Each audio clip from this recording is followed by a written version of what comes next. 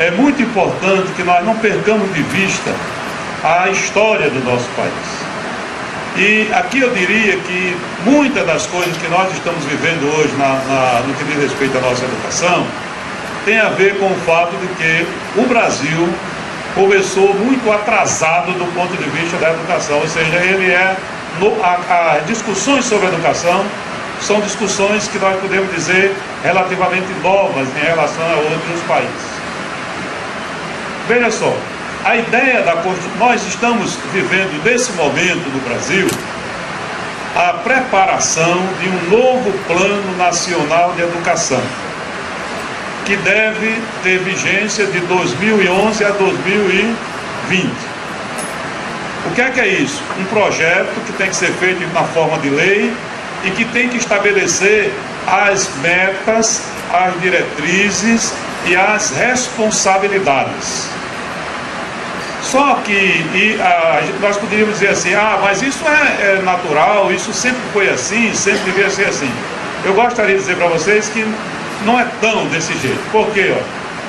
Na realidade, a ideia da construção de um plano nacional, ela começa mesmo com a República, com o nascimento da República. A virada de século, novas propostas, um novo quadro social, e aí as pessoas começam a descobrir, ou seja, 100 anos atrás, tá certo? De números redondos, começam a descobrir que nós precisávamos organizar melhor a questão da educação para dar conta desses novos processos. Então, na medida em que o quadro social ia se desenhando, aí ia ficando mais clara a necessidade da melhoria da educação. Nas primeiras décadas, esse debate foi acontecendo e tem um documento que é muito importante, que é exatamente o Manifesto dos Pioneiros da Educação, que propôs a reconstrução da educação nacional, e lá ele dizia o seguinte: uma reconstrução em vastas proporções e a criação de um Plano Nacional de Educação que tenha bases científicas. Isso é quando? 1900, década de 30, começo da década de 30. Esse documento foi tão importante que as constituições, a partir daí, passaram a considerar a ideia de um Plano Nacional de Educação. Pode passar.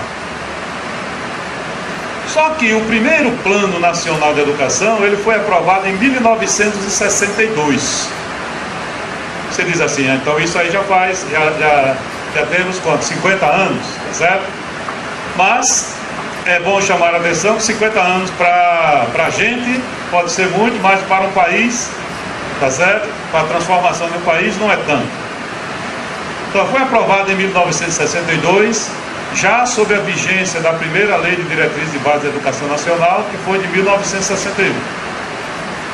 O Plano Nacional de Educação de 1962 era basicamente um conjunto de metas quantitativas e qualitativas.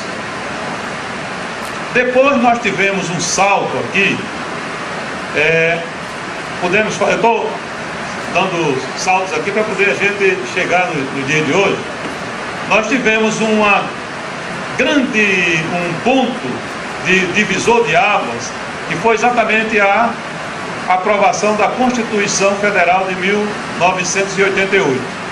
Com a promulgação dessa Constituição, a Constituição retomou a ideia de um plano nacional de longo prazo e com força de lei. Mas não é só isso. A Constituição Nacional, ela traz uma grande mudança no que diz respeito à educação. Até a Constituição de 88, nós tínhamos, por lei, pelo que estava estabelecido no papel, a educação do nosso país se considerava uma educação excludente. O que é isso? Nós tínhamos uma escola que recebia as pessoas, não recebia todo mundo, porque a escola não era para todos, tá certo? E a escola podia se dar ao luxo de dizer o seguinte: quem se enquadrar aqui, está muito bem, quem não se enquadrar, fica fora, tá certo? Ou se não ficar, quem não se enquadrar, eu expulso. Essa era a visão de escola que nós sempre praticamos. Quando nós chegamos com essa Constituição, nós passamos a ter a chamada Constituição Cidadã, ela estabelece que a educação tem que ser para todos.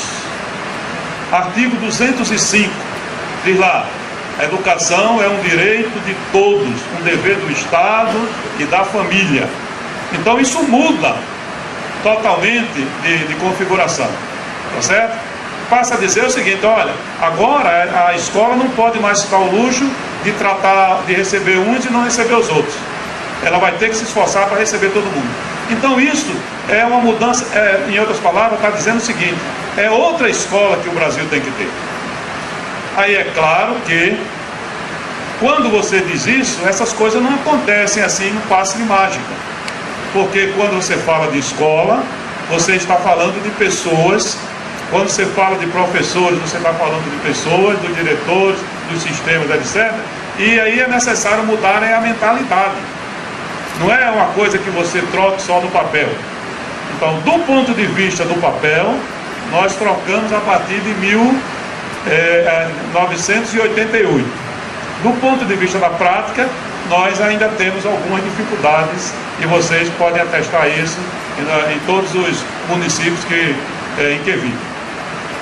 O artigo 214 diz lá que a lei deve estabelecer um plano de duração decenal com o objetivo de articular o Sistema Nacional de Educação em regime de colaboração e definir diretrizes, objetivos, metas, estratégias, etc. O que é isso? A própria Constituição já diz o seguinte: olha, o sistema federativo tem que se organizar para oferecer a educação que nós estamos dizendo que tem que ser para todos.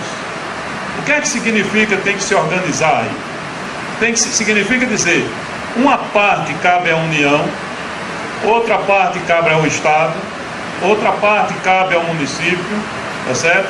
A sociedade civil pode participar, a empresa privada pode participar, mas nós temos que organizar esse sistema de tal forma que o aluno não seja prejudicado, não fique fora, de tal forma que não haja retrabalho, de tal forma que não haja duplicação de esforços para o mesmo fim, e de tal forma que não haja ninguém em nenhum setor que deixe de funcionar.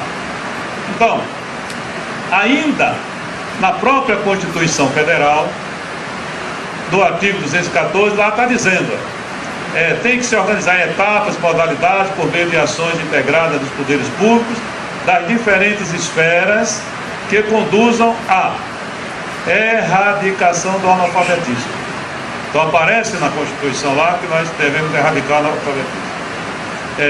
Universalização do atendimento escolar.